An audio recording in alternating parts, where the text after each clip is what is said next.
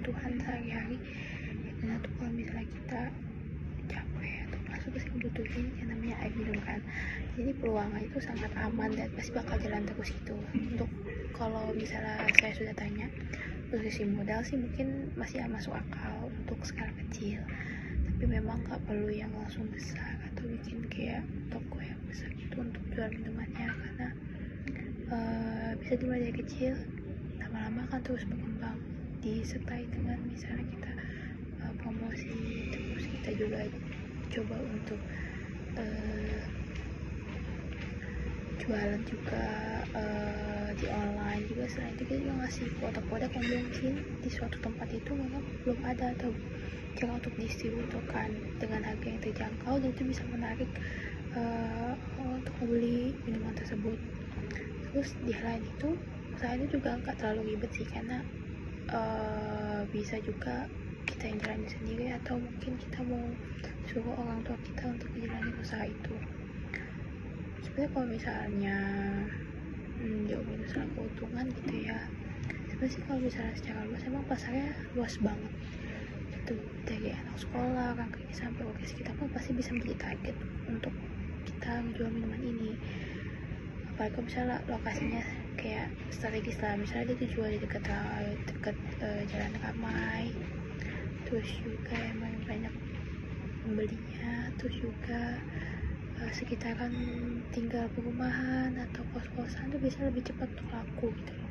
Tapi kalau di sisi lainnya, untuk resikonya sendiri sih kalau misalnya untuk sesi negatifnya, kadang penjual itu bisa naik turun tergantung dari permintaan. Misalnya kita karena ada persaingan harga dari misalnya toko lain yang bisa lebih murah, atau misalnya dia dijual misalnya mereka beli pembeli yang lebih banyak, dia menawarkan misalnya mau beli lebih banyak barang, dia kalau lebih banyak diberi diskon atau harganya jadi lebih murah kayak gitu loh. Jadi itu salah satu risikonya.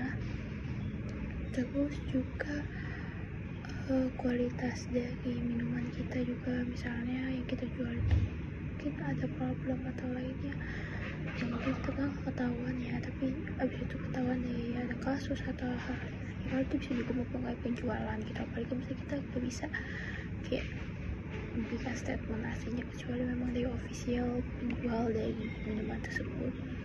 Selain itu sebenarnya kalau misalnya dilihat, karena ini kan ada perusahaan minuman juga yang dijual gitu, kayak udah bertahan lebih dari 5 tahun ya, 10 tahun, karena berkembang dari kecil sampai gede dan sekarang udah punya cabang.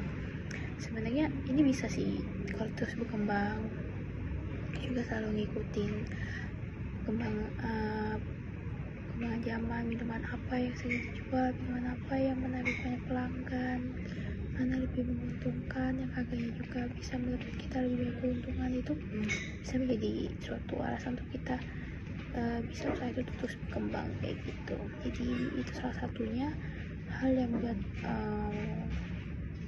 lebih menarik untuk mencoba membuka usaha minuman ini. Sekian, maaf, terima kasih.